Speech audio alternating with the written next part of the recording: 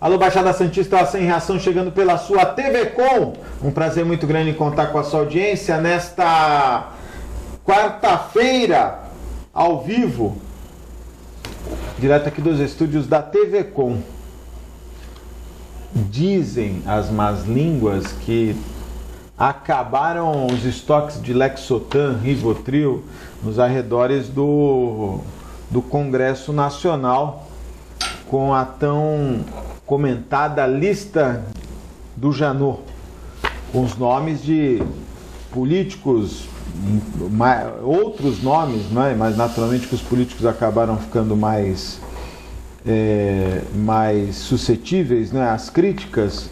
A lista que foi entregue com 54 pessoas envolvidas na Operação Lava Jato. Essa lista foi entregue ontem à noite ao Supremo Tribunal Federal para que o Supremo autorize a investigação de políticos e pessoas sem o chamado foro privilegiado. Importante destacar que, além dos que já estão nessa lista, também serão investigados os senadores Fernando Collor de Mello, o Edson Lobão, a senadora Gleisi Hoffmann e o deputado federal Nelson Merer. Eles já tinham sido citados, né? Aí tem as especulações, né? O Boechat disse que o Aécio Neves estaria na lista, diz que o Michel Temer avisou o Renan Calheiros e também o Eduardo Cunha, presidente da Câmara, enfim.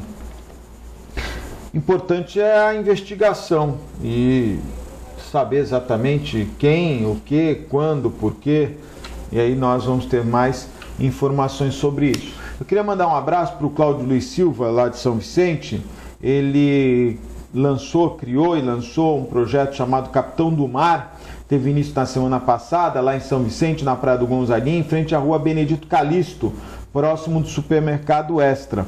O projeto visa trabalhar a inclusão social utilizando a prática esportiva do remo, com exercícios físicos, enfim, com todo um trabalho do Cláudio Luiz, que se empenhou em desenvolver esse trabalho. Ele faz isso na Praia do Gonzaguinha, né? Que é uma baía muito bonita, por sinal, e é ideal para a prática do remo adaptável para pessoas com necessidades especiais. Fica aqui o registro, um abraço ao Cláudio, que se empenhou nesse projeto. Tem uma telespectadora que me mandou um e-mail e ela pede para que nós façamos um programa sobre a reutilização, ou melhor, o reuso daquela água que normalmente os prédios, aquela água do lençol freático, olha, só não tem o nome dela aqui, né? Mas coitadinha, depois eu falo o nome dela. Gostaria que fosse elaborado um programa para discutir sobre o desperdício de água realizado por prédios em construção ou já construídos. A água que é despejada na sarjeta que provém do lençol freático. Essa água não poderia ser aproveitada em época de crise? Espero que a ideia seja adotada. Olha, nós fizemos um programa no mês passado com o meu amigo Miguel Escandon e falamos dessa água. Ela não serve para beber, mas ela poderia ser utilizada para lavagem de calçadas e também para as plantas, regar as plantas. Inclusive hoje, acho que tem gente que, puxa vida, ainda ou não tem cérebro ou culturalmente desprovida de inteligência. Hoje na Oswaldo Cruz, aliás, na Lobo Viana, ali em frente ao Super Centro Boqueirão, tinha um prédio lá e um casal lavando o prédio. Impressionante. Eu tive eu dediquei pelo menos uns 20 minutos acompanhando como eles lavavam o prédio. A moça usava a mangueira para varrer a sujeira, sabe? Aí passou uma senhora, reclamou, eles fizeram como se não fosse nada. Eu não sei, eu acho que ainda tem pessoas que não perceberam o momento que nós estamos vivendo. É lógico que nós temos que lavar e limpar os prédios, mas fundamental que todo mundo tenha equilíbrio.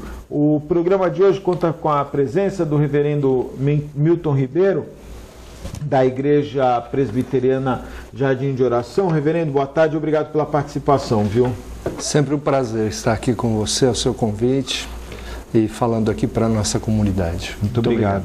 E também o presidente do Centro Espírita Estrela Guia, Walter Tavares. Walter, boa tarde, obrigado pela participação. Obrigado, Augusto. Boa tarde aos telespectadores. Assumir as palavras do referente, sempre é um prazer estar aqui, que a gente puder colaborar. Muito bom. Pastor, será que, reverendo, as pessoas só lembram de rezar, orar nos momentos de maior dificuldade? Olha, isso é comum, né? Eu acho que essa é a razão porque Deus deixa, algumas vezes, a gente passar alguns apertos. Para lembrar de orar. Para lembrar, é mesmo, né? Porque se vai tudo muito bem, a gente não ora como deveria, eu creio. Mas eu penso que a oração é sempre uma oportunidade boa. Como alguém disse, a oração é a respiração da alma. Muito importante falar com Deus. Quer dizer, é o momento que nós ficamos realmente ligados a Deus, àqueles que acreditam, né, naturalmente, a forças superiores, enfim. Na perspectiva do cristianismo, o próprio Jesus Cristo, ele saía do convívio dos discípulos para falar com o Pai.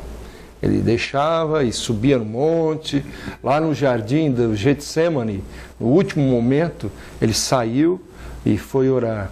E existe um versículo que Paulo fala em Tessalonicenses, que ele diz assim: orai sem cessar. Então, a oração é alguma coisa importante. Só que há uma advertência sobre a oração. Algumas advertências. Primeiro, Jesus diz assim: você não fale demais, não peça demais. Alguns presumem que pelo muito falar serão ouvidos.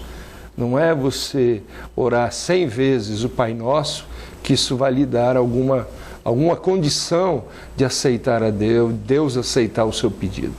Orar é falar com Deus, é mais do que rezar. Rezar é como que repetir uma frase ou uma oração, mas o orar é uma conversa com Deus. E Jesus fala, quando ele dá o modelo da oração do Pai Nosso, no final ali ele explica esta coisa de falar demais e não falar nada. Walter, na Umbanda a oração é fundamental, né?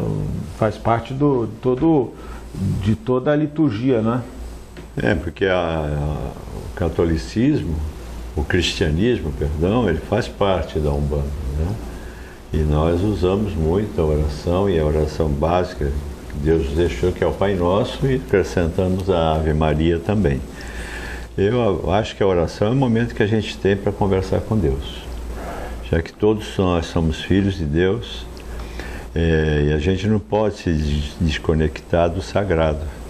A gente não pode se lembrar do amigo quando a gente precisa do dinheiro emprestado e vai pedir um dinheiro para ele. Nós temos que ser amigos sempre. E Deus é nosso amigo. E é Ele que a gente tem que nos reportar, que nós temos que nos reportar, principalmente para que nós possamos crescer interiormente, para que nós possamos mudar aquilo que nós precisamos mudar, e que as pessoas entendam que nós precisamos ter um mérito. Não adianta pedir a Deus se eu não tenho mérito. Não adianta pedir a Deus se eu não faço nada por ninguém ou se eu cometo maldades, enfim. Deus é amor, Deus é luz, Deus é bondade, e Deus é tudo isso. E é Ele que nós temos que nos reportar. Hoje a nossa sociedade está do jeito que está, devido a um dos fatores que eu acho que é um dos grandes fatores, pastor, é que as pessoas estão se esquecendo de Deus. As pessoas levantam nessa correria, não pedem, agradecem pela noite, não pedem pelo dia, já sai correndo, escova o dente e vai embora, e só vai se lembrar de Deus quando tiver um aperto aí fora. Então, Augusto, eu acho que a oração ela é muito importante, sim, nesse sentido. O senhor concorda com o Walter? Olha, eu concordo em parte, porque naturalmente o fato de ter essa diversidade de igrejas e pensamentos e teologias e doutrinas, é claro que eu concordo que essa violência toda que existe. Só uma coisa que eu gostaria respeitosamente de mostrar o que nós pensamos, a questão do mérito, que eles têm como alguma coisa muito importante e eu respeito, sobretudo numa hora dessa. Mas eu fico muito preocupado, porque quando Deus olha para mim, se Ele for me levar em conta o meu mérito, eu acho que eu estava perdido. Porque a Bíblia diz que a gente peca não só por agir, mas por pensar, por sentir ou por deixar de fazer. E eu confesso que muitas vezes, exatamente, muitas vezes eu fico devendo para Deus e mesmo assim a sua misericórdia é maior do que a minha falha e Ele estende a mão para mim e vai me buscar e me levanta quando eu caio e me sustenta e providencia. Então, mas eu creio, é claro que Deus, Ele promete a obediência, a fé, a fazer as coisas que Deus quer. É claro que isso tem sempre agrada a Deus, é bom a gente viver, mas eu cuido muito, porque a nossa teologia é reformada, né, protestante, e ela difere um pouquinho. Mas, pastor, reverendo, uma questão que o Walter levantou, que eu particularmente acho que tomou conta dos dias de hoje, essa falta de, principalmente o jovem, né? Essa falta de religiosidade. De uma maneira geral, as pessoas estão se distanciando de uma reverência a um pensamento, a uma filosofia de vida, a uma religiosidade. Impressionante isso, viu? Tem muito mesmo, porque hoje em dia o poder do material, né, das coisas, né, muitas vezes a pessoa escolhe uma profissão, por exemplo, por aquilo que dá mais dinheiro, mas é interessante, né? Eu vejo na minha comunidade, que é pequena, né, uma média, vamos dizer assim, 800 pessoas. Nós temos um grupo interessante de jovens e adolescentes, em torno aí de uns 80, quase 100 pessoas que estão nessa faixa etária. E eu vejo... Mas é uma ilha de exceção, viu? O senhor tem que... eu percebo. A gente vê até por esse momento dos trotes, não é? Não é? O jovem... E você sabe que nós somos influenciados diariamente por isso, né? Você pega a programação da televisão, né, de uma maneira geral, influencia esse tipo de atitude, de distanciamento do bem. A mídia, nossa, impressionante. Vocês final da do mídia, dia, então não dá para ver televisão, parece que você está num necrotério, que é só morte, é só corpo. Isso carrega uma energia negativa, acho que terrível. Vocês da mídia são responsáveis. Somos os culpados. Por quê? Você vê, com todo respeito, não sei nem se eu posso falar isso, você pega um programa com aquele BBB, que é um lixo. É verdade. É um lixo. Por quê? Eu falo porque eu creio nisso. As senhoras donas de casa, elas cuidam da sala, não deixam comer um biscoito, mas depois liga a televisão e permite que aquilo venha para dentro da casa dela. É só gente que não tem o que pensar. A única coisa que tem são corpos bonitos.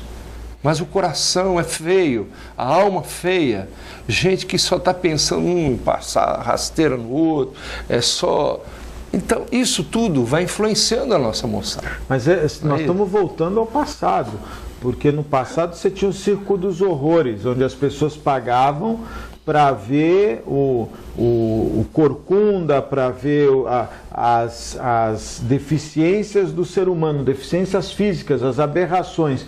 E hoje o BBB nada mais é do que isso. né? A discussão que a menina obrigou o cara a transar sem camisinha, o outro que enganou, o cara que fica com duas, a menina que... É um negócio... Não é? Já vi que o Augusto é fã do BBB. Você viu o BBB? Eu leio tudo do BBB. Eu sou obrigado a ler, não é? Eu não assisto, não tenho o hábito de assistir, mas eu leio tudo sobre isso. Eu acho que a mídia tem culpa. Mas se a mídia caminha por aí, é porque muita gente vê, muita gente dá audiência, porque no final das contas o dinheiro é que rege o mundo.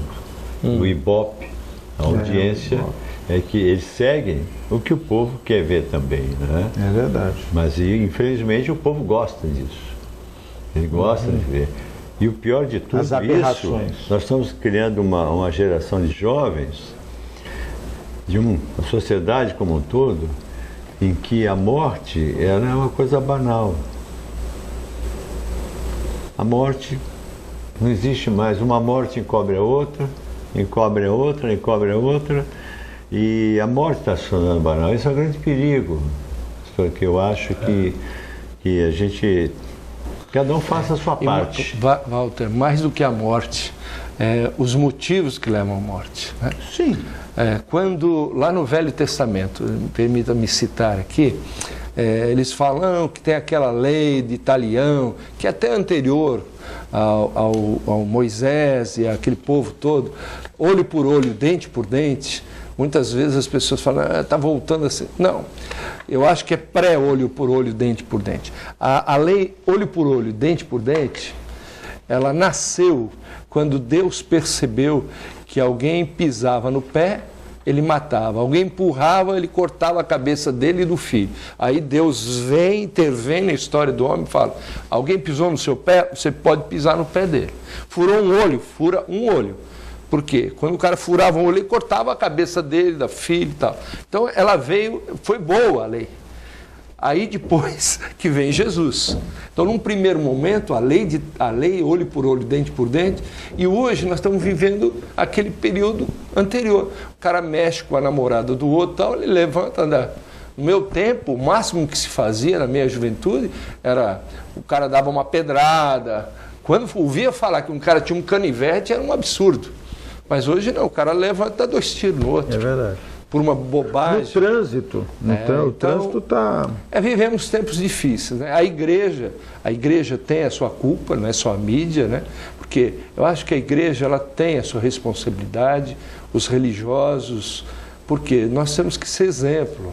Né? Você vê aí as coisas acontecendo, com pastores se enchendo de dinheiro, sabe? Tomando as coisas das pessoas, formando a igreja uma empresa. Entende? É inconcebível isso. O meu coração se entristece e se envergonha quando eu vejo isso. Mas é a vida que nós estamos vivendo. Então, você tem que procurar viver uma vida diferente. Uma vida diferente. Saber que a tua consciência, ela em primeiro lugar, né? É verdade. Eu acho que se alguém é tocado pela graça de Deus, nós acreditamos muito nisso, aí ele tem uma mudança interior. Aquilo que Jesus fala, é necessário nascer de novo. Né? Nós não acreditamos, né? Respeitosamente, nós não acreditamos na reencarnação, mas nós acreditamos que a pessoa tem a oportunidade nessa vida de zerar a vida dele e começar tudo de novo. É uma oportunidade que Deus dá. Ele falou isso para Nicodemos, necessário vos é nascer de novo. Aí o Nicodemo pergunta, eu vou voltar para a barriga da minha mãe? Jesus fala, não, você tem que nascer da água e do Espírito. É diferente. Então, eu acho que é isso que precisa. As pessoas têm que ter uma nova consciência e exemplo de cima, né? A impunidade também é quase o que mais, gasolina, né? Eu acho que é o que mais incentiva a sociedade a esse desregramento, a falta de punição. É aquele caso de uma família, o pai e a mãe são exemplos. O Estado não deixa de ser uma família. Eles teriam que ser exemplos, não são. E a gente, por isso até acha que se acontece isso com o Estado, que é aquele que devia prover e cuidar da população, todos começam a se achar no direito de fazer a mesma coisa. Né? E A violência, eu trabalho com famílias de risco social, fui conselheiro tutelar, conheci a Sociedade de Santos com muita profundidade. E eu acho que a coisa começa pela família. A família está desagregada. Hoje nós temos famílias em que o filho está pega, põe o prato de comida, vai para o quarto, entra no computador, come na internet, e se ele precisa conversar alguma coisa com o pai, ele passa uma mensagem para o pai. Existem casos, são casos certos esses, que as famílias se conversam pela internet durante o almoço. Então, um diálogo, aquela conversa, acabou, está acabando. Então, a família precisa ser reestruturada também. E começa pela educação, começa pela habitação, começa pela saúde, continua pelo exemplo da sociedade, né? A impunidade também, que o Augusto falou, com muita correção. Mas aquela história do passarinho que ia apagar o incêndio da floresta, né? Nós não vamos conseguir nunca mudar o Brasil, não vamos conseguir mudar São Paulo, não vamos conseguir mudar Santos. Mas o que a gente fizer para mudar, vale. É o passarinho com a gotinha d'água naquele incêndio, ele está fazendo a parte dele. E hoje eu faço parte de um grupo interreligioso, o senhor deve conhecer, que tem 18, 19 religiões, doutrinas, filosofias. Então bonito a gente ver um representante evangélico sentado junto com uma moça já do islamismo, que está sentado junto com o rabino judaísta, que está sentado junto com o Frei André do Valongo, o padre da Igreja Católica, o candomblé. Esse grupo ele existe e nós estamos atuando nisso, para mostrar que Deus é uno e que o amor é que tem que prevalecer. E que cada um, eu acho a liberdade muito importante, e que cada um tem a liberdade de escolher a melhor forma dele ver esse Deus, né? Porque Deus existe. E enquanto a gente não fizer um trabalho desse, enquanto o governo não entender que o dinheiro que ele gasta com um presidiário é muito maior do que ele gasta com uma família que está precisando de ajuda, de estudo, de habitação. É muito mais, ele gasta muito mais com o presidiário do que uma criança. Você falou do presidiário, é o cúmulo do absurdo, né? Algumas coisas. O Gugu voltou o cara ficou 2 anos fora do ar, né? Milionário, poderia estar, não precisaria estar trabalhando, mas parece que ele gosta de explorar o que há de pior na sociedade. Não podemos esquecer que ele que criou aquele Rodolphe ET, né, que explorava a doença do menino lá, ele que criou a banheira do Gugu, o ícone da pornografia num domingo à tarde, né? E agora a grande matéria dele na volta dele foi a entrevista com a criminosa que articulou e ajudou a matar o pai e a mãe. Suzana, né? E que ele tratou como se fosse uma celebridade, como uma popstar, que ela tá muito bonita, que ela se maqueia. Eu fiquei pensando, falei, o que leva um ser humano a fazer uma entrevista, dividir em 2 partes, depois entrevistou a companheira da Suzane, depois ainda se falou em reformar a cela. Acabou. Como é que você explica para uma criança, para um adolescente, para um jovem? A gente perdeu a referência. Só tem uma maneira, e infelizmente isso não é possível, né? Você proibir de teus filhos, sobrinhos assistirem televisão. Só que hoje a informação ela tá permeada em tantos meios que é impossível você controlar, não tem como, é uma coisa impossível. E aí, quando se discute, o Brasil está se discutindo o marco regulatório da comunicação, né? Que é bom, que não é. As pessoas falam, mas censura. Olha, mas tem que ter censura, é lógico que você tem que ter censura. As pessoas perderam a noção dos seus limites. A partir do momento que você endeusa um ser humano que matou o pai e a mãe por dinheiro, não tem mais o que falar. Complicado mesmo. Eu não vi a entrevista, mas eu soube, achei de um mau gosto, fiquei muito entristecido. Entristecido ainda por ser numa rede de televisão que é dita evangélica, de propriedade de uma igreja, que é uma igreja evangélica e que foi comprada com o dinheiro de pessoas. Com o objetivo de evangelização. Eu acho que muita gente que contribuiu para comprar a Record ali, hoje deve estar muito entristecido. O senhor vai me perdoar, vou fazer eu assisti a entrevista. Quando eu vi na internet o anúncio que ele teria matéria, eu falei, não, eu quero assistir. Porque eu tinha certeza absoluta de que haveria a exploração por esse lado de popstar, não é? E não de criminoso, de arrependimento, de sentimento de punição. Para o público, né? Sim. Olha, eu estou aqui, eu fiz realmente, mas não faça isso, você que está... Ou criticar, eu não sei. Porque você imagina, da maneira como a imagem que passou ao término da entrevista, eu acho que deve ter filho que deve ter olhado pro pai assim, não é? O cara olhou pro pai e falou, pô... Vou matar. Mas é verdade, porque você colocou a menina como uma popstar. Não, vida, liberdade, eu pinto a unha, a maquiagem, eu tô bonita, ela tá bonita. Eu fiquei pensando, eu falei, meu, acabou, não tem mais. Quer dizer, você não mostrou uma pessoa que está encarcerada, você não mostrou uma pessoa que matou o pai e a mãe, sem escrúpulos, a martelada.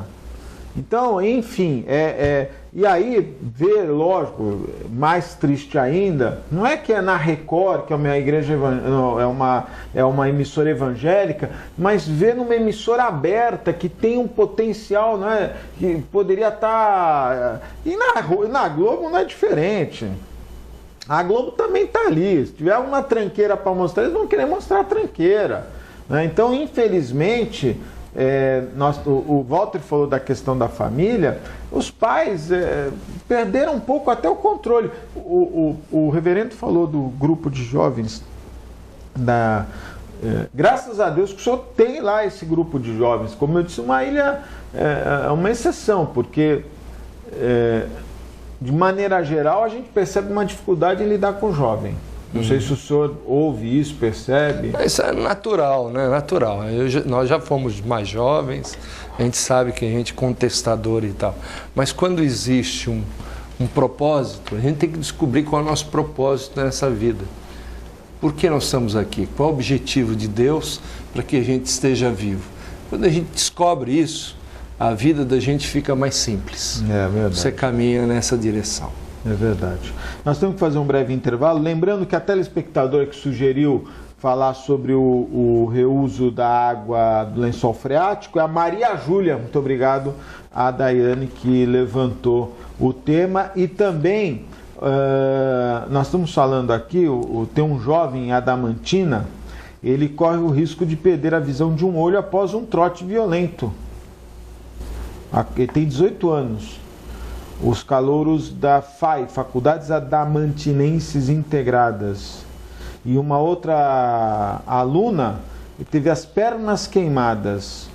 É mole? Vamos fazer um breve intervalo, é muito rápido. Fique aí, eu volto já.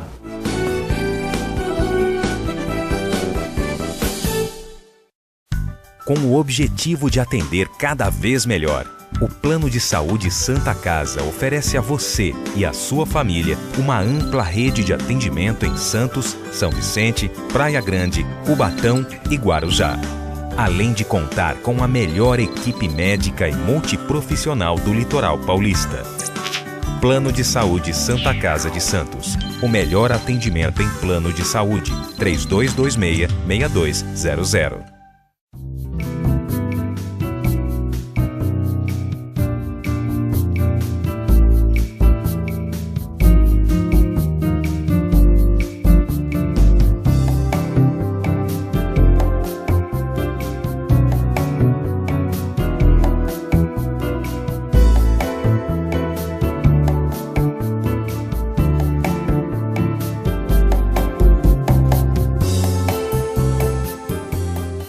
Joias são feitas com paixão, entusiasmo e prazer em agradar. O Grupo Mendes apresenta sua nova joia para enfeitar a sua vida. Terrazas Residence.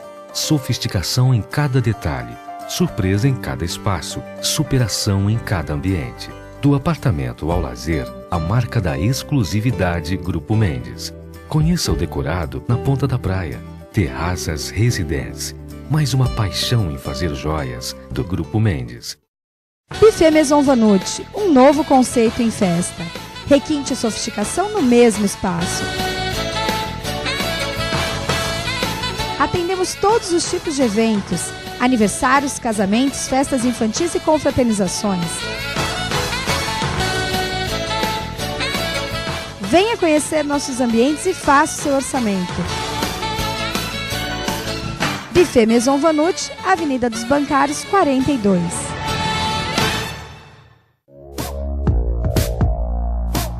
Sindicato dos Trabalhadores Municipais de Praia Grande, há mais de 20 anos levando aos seus associados planos de saúde e convênios, assistência odontológica e jurídica, curso de capacitação e outros benefícios, dando aos servidores melhores condições de trabalho e qualidade de vida. Para mais informações, acesse o site www.sindicatopraiagrande.org.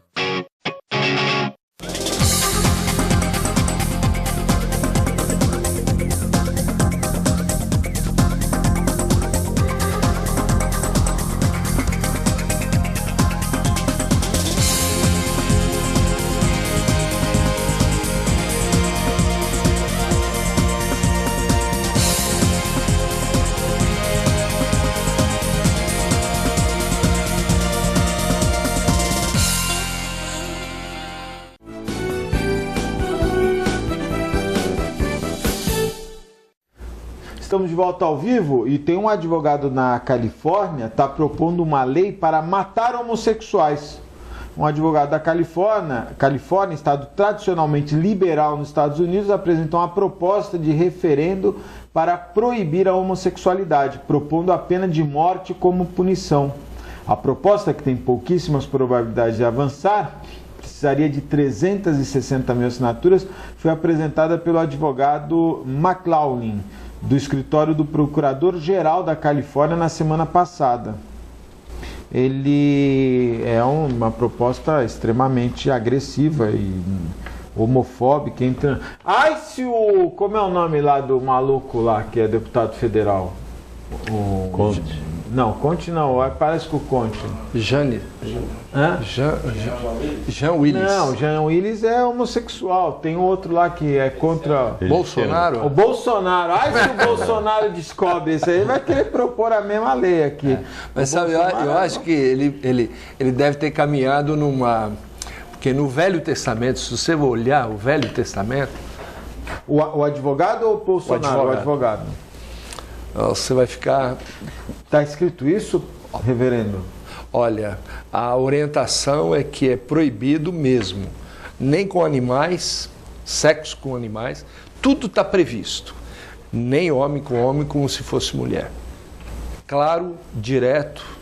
Mas aí daí a matar é complicado. Não, é complicado, né? É claro, eu não estou defendendo isso. Não. Mas ele diz que a proposta dele é proibir, não tem como não proibir, matar, né? Matar é outra coisa. Né? Ele propõe que seja, que deixa eu fazer um comentário, você falou sobre lençol freático, só por questão até... fazendo o seu programa, um programa de cultura. Obrigado. A palavra freático vem do grego freos, que é poço, água subterrânea. E é interessante que Jesus, quando ele encontra com a mulher samaritana, ela tirava água desse lugar, desse lençol, que tinha um poço. Ela chama freos, daí vem a palavra freático. Olha, muito não sabia. Eu li essa semana. E nós temos uma região aqui que é um mangue, né? Então você Na minha igreja, eu tenho 2 bombas 24 horas. Tirando água. Tirando água e jogando na rua. É o mesmo córrego, eu não sei se era... Se não me engano, era o rio do Sapateiro, não sei se é Sapateiro. Ali embaixo. Olha. Passa ali e passa embaixo do shopping, onde tinha as piscinas, que teve um tempo aí que deu precisou descarregar, reforçar, porque era muito peso. O shopping tinha as piscinas lá em cima, eles precisaram esvaziar para fazer uns concertos. Fazer um concerto. Aquele prédio que desabou na Rua Goiás, também. Aquela região da Rua Goiás, ela é cheia de córregos subterrâneos. E ele desabou porque exatamente estava em cima de um lençol de água, um córrego, e o prédio afundou. Lembro, Rua Goiás, que virou agora, virou a escola João Papa Sobrinho. Não é isso? Ali na Rua Goiás. Mandar um abraço especial aos meus amigos da Ozan, 32288000, acesse o site www.ozan.com.br. Quem nos apoia também, os nossos amigos do restaurante Boqueirão Express Grill, Rua Lobo Viana 89, ao lado da Unisanta, em frente ao Supercentro Boqueirão. Restaurante Boqueirão Express Grill. Antes de falar do Incatep, Gisele, os caminhoneiros continuam em greve, mas o negócio está pegando, viu? Os bloqueios estão tomando conta do país. O governo não conseguiu resolver, até porque os caras querem, apesar dela ter aprovado a lei do caminhoneiro, que vai passar a valer a partir do dia 17 de abril, na verdade o que os caminhoneiros querem é a diminuição do diesel. Agora, as concessionárias de rodovias terão 45 dias para se adaptar à nova lei dos caminhoneiros. E isso pode impactar no aumento da tarifa dos pedágios. Né? Além de regulamentar a profissão, estabelece regras para descanso e a remuneração dos motoristas. A nova lei inclui artigos que determinam a isenção da cobrança de pedágio sobre o eixo suspenso. O caminhão, quando está passando por pedágio, tem aqueles eixos que não estão tocando no solo ou na pista e que hoje é cobrado. Eles não devem pagar mais. E também os veículos que trafegam vazio e o aumento da tolerância para sobrecarga por eixo para 10%. Para especialistas e as próprias empresas, esses aspectos alteram as condições econômicas das empresas e permitem que elas peçam o aumento de suas tarifas. A Associação Brasileira de Concessionárias de Rodovias declarou que a entidade estudará as medidas cabíveis visando a segurança das rodovias e a manutenção do equilíbrio econômico e financeiro da concessão. Olha, a Dilma deve estar no inferno astral, porque aonde ela põe a mão, dá problema. É impressionante. Vamos falar sério, aquela roda suspensa que nunca foi cobrada e depois começaram a cobrar. Aquilo é criminoso, né? É triste, né? O caminhoneiro tem que pagar por uma roda suspensa. Agora, esses 10% a mais de carga, isso me preocupa, porque o caminhoneiro já anda meio pesado. Depois chega numa descida, você está com o seu carro, aí verdade. É complicado. Não, e fora que os viadutos, as estruturas, elas foram dimensionadas para um determinado volume, né? A estrutura, a dirigibilidade do caminhão também. Até a própria dirigibilidade do caminhão, é verdade. Além de que, muitas vezes, a maioria das vezes, eu acho que no Brasil as leis são feitas para não serem cumpridas. É verdade. E o que a gente está falando aqui, e a gente se esquece que o caminhoneiro, ele é obrigado a dobrar o horário e às vezes dirigir 24 horas, aí vem aquele famoso rebite, né, que é a causa também de muitos acidentes. Mas que se ele não fizer isso, ele não vai ter o sustento, ou então ele é pressionado pela empresa que contratou a fazer aquilo. Só que existe lei para tudo. Agora, as leis que são cumpridas é que a gente não sabe. E você sabe que é uma coisa interessante, não é? Então, uma obrigatoriedade de ter o local de descanso e tal. O Porto de Santos, que é o maior porto da América Latina, que recebe milhares de caminhões, deveria ter uma... Isso não é agora, né? Nós estamos no ano de 2015, até a família Guini já sabia disso. Você não tem na área portuária, não tem em lugar nenhum da área portuária um espaço para o cara tomar um banho, para o cara descansar. Ele tem que fazer tudo isso dentro do caminhão, parado por toda a nossa cidade. E aí vem o governo e instala uma lei como essa, e as rodovias vão ser obrigadas a criar espaço e vão repassar isso no pedágio. Agora eu pergunto, a Codesp, que arrecada tanto com os terminais e que faz parte do negócio dela receber caminhões, será que é tão difícil pegar áreas, que tem áreas em Cubatão, tem áreas no ABC, não é? No pé das rodovias, que poderiam servir de bolsões? Será que é tão difícil montar uma estrutura como essa? Complicado. É falta de vontade, sabe? E sem dúvida isso aqui vai refletir diretamente nos consumidores, com uma conta de luz que vai aumentar quase 50%. Augusto, Quem paga a conta somos nós. Eu trabalhei na Codesp muito tempo. Né? É verdade, você trabalhou na Codesp. Você é afiliado ao Sindaporte, não é? Meus pêsames, viu? Meus pêsames. Lá é fazer o quê, né? Nem todo mundo tem um presidente que merece. Doqueiro. Um abraço para o meu amigo Everandi Cirino, presidente lá do Sindaporte. Mas isso dentro do que o Augusto falou, e isso já fazem... O TECOM foi inaugurado em 1981 e eu participei da inauguração do TECOM e fiquei 10 anos na administração do TECOM. Existe também, Augusto, a questão do pátio é fundamental, mas existe uma coisa em cima disso que chama-se logística. De onde saem os containers com a carga, os grãos que vêm para o porto, devia ter um trabalho de logística. Porque eu no TECOM, a gente recebia um caminhão para um navio que ia chegar 2 dias depois. É verdade. E às vezes a gente tinha um navio atracado e o cidadão não mandava o container com a carga dele. Então forma esse choque, Augusto, também, porque se a gente conseguisse, não é difícil, uma logística, vamos encaminhar esse aqui que você vai embarcar primeiro. Eles foram todos para Amsterdã, foram lá no... eles viajam demais. Eles foram, teve uma viagem. Sim, não só para Amsterdã, para vários lugares. Ver lá o modelo, não era? O modelo Roterdã, não é Amsterdã, Roterdã. Só que o porto de Roterdã, aí ficaram impressionados que os caminhões lá não tem motorista, eles circulam num sistema eletrônico e tal, mas a realidade deles é totalmente diferente. Claro. O problema que o Walter está levantando é nos últimos 20 anos, o Brasil investiu 0,000% em silos de armazenagem. Então o produtor, ele produz, ele não tem onde armazenar. Aonde é mais barato armazenar? No caminhão. Então hoje os caminhões no Brasil, o sistema rodoviário se transformou em silos. O cara produz, joga para cima do caminhão, o caminhão fica aqui, fica às vezes 10 dias, uma semana. Tem casos de 10 dias, uma semana. Na verdade, é mais barato armazenar no caminhão do que ter estrutura. Aí o que o Walter falou tem toda a razão. Para o caminhão sair, deveria haver uma logística. O cara vai sair de tal cidade, ele vai ter tantas horas de viagem, vai chegar aproximadamente tal horário.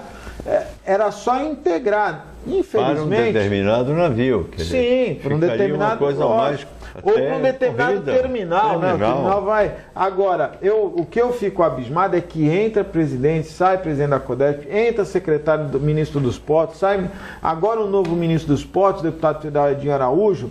Não tenho nada contra ele, deve ser até uma boa pessoa. Mas no primeiro dia que ele assumiu o cargo, ele já disse que ele é candidato a prefeito na cidade dele. Que a eleição é no ano que vem, em março ele já tem que sair do cargo. Não é? Então você assume uma função tão importante que você não dá nem tempo. Quando ele entender de porto, ele já está saindo, aí entra outro, aí o que chega já acha que o que ele fez não é legal. Um abraço especial, meus amigos do Incatep, o primeiro e verdadeiro centro de excelência portuária. Incatep qualificando a mão de obra do trabalhador portuário e preparando para o mercado de trabalho. Hoje o Incatep tem se especializado na qualificação do trabalhador portuário em várias áreas, e essa área principalmente as plataformas da Petrobras, tem um mosquito aqui dentro que se eu sentar a mão nele eu vou... Ele tá chato, hein? Ele vem, vai, mas eu vou pegar ele pelas... Olha ele aqui na minha frente. Eu sou bom nisso, hein, meu? Vi aquele filme lá, o cara matava mosquito lá com a língua. O Incatep tem 3 endereços na avenida, e não é da dengue esse mosquito, viu? Na Avenida Santos Dumont, e também no Guarujá, e também em Santos, na Conselheiro Nébias, e na querida Avenida Portuária, em frente ao Terminal da Libra. Incatep, o primeiro e verdadeiro centro de excelência portuária. Eu quero registrar a presença do meu amigo Maninho, que está aí, o maior síndico da Baixada Santista, grande Maninho, ele que está à frente do programa Viver em Condomínio, levando as ideias para que os síndicos possam ter uma administração melhor no seu condomínio. Grande Maninho, boa tarde, obrigado pelo prestígio aqui. E olha, uma liminar da Justiça determinou a volta de 70% dos servidores municipais de São Vicente. Eles vão ser obrigados, né? Aliás, o sindicato é obrigado a manter 70% dos trabalhadores nas áreas da saúde e da educação. Eu não vou me ater muito a esse tema, mas eu queria só registrar aqui o que eu falei ontem. Os servidores não aceitaram a proposta de 7% do governo Billy e querem 15%, mas poderia chegar nos 10%, né? Eu queria fazer um apelo aqui. Eu sei que os servidores, todo mundo quer ganhar bem, é lógico. Acho que a Prefeitura de São Vicente tem um problema sério, como todas as prefeituras, que são a quantidade de cargos de confiança. Agora, eu acho que os servidores também deveriam avaliar com um pouco mais de critério esse reajuste de 7%. São poucas as categorias que estão tendo reajustes altos, e é alto esse reajuste. Se eu não estiver enganado, o Porto teve reajuste de 4,5%, 5%. O momento não está permitindo, isso não é diferente para o governo, né, de aumentos significativos. Acho muito difícil o São Vicente conseguir atingir 10%. Agora, a manifestação é legítima, até porque outros problemas, não é? A questão política tem uma interferência significativa em todo esse processo. Agora, a população não pode sofrer sem atendimento de saúde e sem as crianças irem para as escolas, né? Sem dúvida nenhuma. Walter, você reza todo dia, você ora todos os dias? De manhã e na hora de se acorda agradecendo e à noite agradecendo também? Eu acordo primeiro agradecendo pela noite que eu tive, agradecendo a Deus pela noite que eu tive. E depois eu vou até o espelho da verdade, a me ver o que é que eu tenho que fazer e como eu posso e preciso dirigir melhor aquele dia.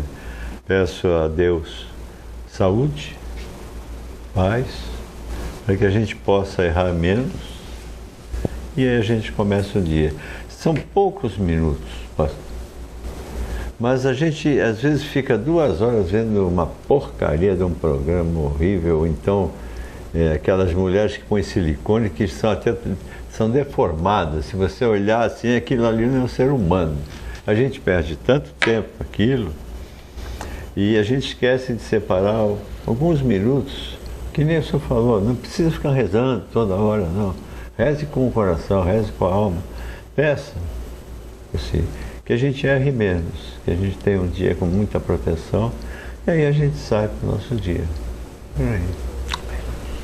O senhor tem um hábito? Não, eu tenho o hábito de orar, né? A Bíblia diz que a oração é importante, então eu oro. Até eu gostaria, se você me permitisse, no final, gostaria de orar. Gente, o dia da oração, a gente fazer uma oração. Queria pedir a Deus pela sua vida, sua saúde, da sua esposa, pela vida do Walter e da sua família também. No momento oportuno, eu faço uma oração. Agora, o senhor tem, assim, horários definidos? Definidos não, durante o dia. É interessante, Daniel, o Daniel da Bíblia, aquele da cova dos leões, Sim. ele tinha 3 momentos de oração, de manhã, ao meio-dia e ao final da tarde. E quando os inimigos dele perceberam isso, eles fizeram uma armadilha para que ele pudesse ser preso e jogado na cova dos leões, mas ele continuou orando os dias, e interessante que Deus o livrou. Oração é muito importante, viu? É muito importante mesmo, porque Deus, ele age. Muita oração, pouco poder. Muita oração, muito poder. Eu acho que o poder não está na oração em si, mas naquele que ouve a oração, né? Então, eu acho que é por aí que a gente tem que caminhar. Tem algum sentido para os presbiterianos você orar em voz alta e orar em pensamento? Tem alguma diferenciação? Não, em voz alta é no caso se a gente está num grupo maior, né? Não, mas independente se você tem pessoas, não tem. Não. Tem alguma diferenciação na Umbanda de você orar em voz alta e orar silenciosamente? Não, oração, tem pessoas que precisam falar até para sentir mais, que não tem aquele poder de concentração, pensamento interior, de passar aquilo que elas querem sem precisar falar, né? Mas a oração, ela tem que ser feita primeiro, ser verdadeira. Eu não vou orar por orar, eu não vou orar por interesse. A verdade é que todos nós temos interesse. Mas eu digo que o interesse é que nem o colesterol, tem um interesse bom e tem um interesse que não é bom, né? Se a gente reza com interesse que não é bom, tá?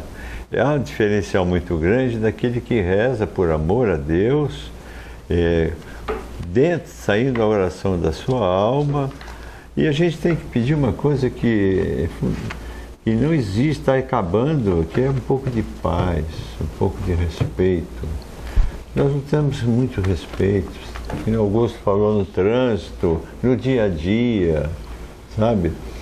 Eu acho que a gente tem que parar para pensar e aquilo que Deus diz, fazer ao próximo aquilo que não queres que faça a ti mesmo, né? Então, amar o teu próximo como a ti mesmo, né? Se essas duas frases já fossem seguidas, o mundo seria uma maravilha. Talvez fosse até um pouco chato. Mas hoje nós estamos de uma forma tão atropelados, porque, na verdade, na política, você, que é o Estado, que é a obrigação, você só escuta mentira, você sabe que aquilo é mentira. Você sabe que aquilo é mentira. E que a religião está na ação das pessoas. Esse grupo que eu faço parte, pastor, nós temos um Deus que é o mesmo de todos nós. E nós respeitamos, como o Senhor respeitou, todas as outras religiões. E nós não estamos ali para discutir uma religião com outra, não. Nós estamos unidos, promovendo ações de amor, ações de paz, seja na ação do coração, seja no Dia Mundial da Oração. Isso é o que eu acho que é o que vale mais. Porque, no final das contas, no meu entendimento, quem tem que prestar contas a Deus dos meus atos só sou eu. E eu não posso jogar culpa no governo, não posso jogar culpa em ninguém, né? Eu acho que diz um ditado assim: nós comemos a comida que nós fazemos. Se eu faço uma comida boa, eu vou ter uma comida boa para comer. Se eu me dirijo a Deus, ou eu ajo na sociedade de uma forma boa, procurando trazer amor, paz, paciência, compreensão, eu vou estar bem comigo mesmo. Para mim, felicidade, ela conjuga-se, eu estou satisfeito comigo mesmo, eu gosto de mim mesmo. Se eu não gostar de mim, como é que eu vou gostar de Deus? Verdade. Quer comentar alguma coisa? Podemos fazer oração? Podemos orar. Então, nós vamos encerrar com a oração. Quero agradecer o Walter Tavares. Walter, muito obrigado pela participação. Esse é um do... uma oraçãozinha, rapidinho. Eu tenho uma forma da gente fazer lá. Depois eu passo para ele. Rapidinho. Não, pode fazer. Então, primeiro Walter e a gente finaliza com o pastor. Nós temos na Umbanda um mantra chamado de felicidade, né? E que a gente exercita muito isso, né? Eu não sou um cantor, obviamente, Mas nós pedimos a Deus, cantando, que é o mantra, eu quero paz, amor e alegria para poder sorrir todo santo dia. Então peço a todos os orixás paz, amor e proteção. Peço paz, saúde e amor no coração. Obrigado. Walter, muito obrigado. Vamos orar? Pastor Milton, fica com o encerramento do programa com o senhor na sua oração. Não, o tempo fique à vontade. O câmera é aquele rapaz ali. Tá bom. Ó Deus de amor e de bondade, exaltado seja o teu nome neste dia da oração, mundial de oração. Nós queremos agradecer pela vida, saúde e paz. E hoje, de maneira especial, pela vida do Augusto, sua saúde, sua vida, seu coração, seus negócios, a vida dele, da sua esposa e o seu trabalho aqui em frente a essa TV. Quero pedir pela vida do Walter, a sua família, seus queridos todos, que o Senhor o abençoe e o oriente e dirija sempre a cada dia. E especialmente, ó Deus, aqueles que nos ouvem, que nos acompanham, e que o Senhor também, ó Deus, estenda a tua mão de graça e poder, resolvendo os nossos problemas e nos ensinando a viver uma vida de mais amor, de mais entendimento e de mais paz. A toda a equipe aqui da TV Com, rogamos também a tua paz e a tua direção. Oramos em nome de Jesus. Amém.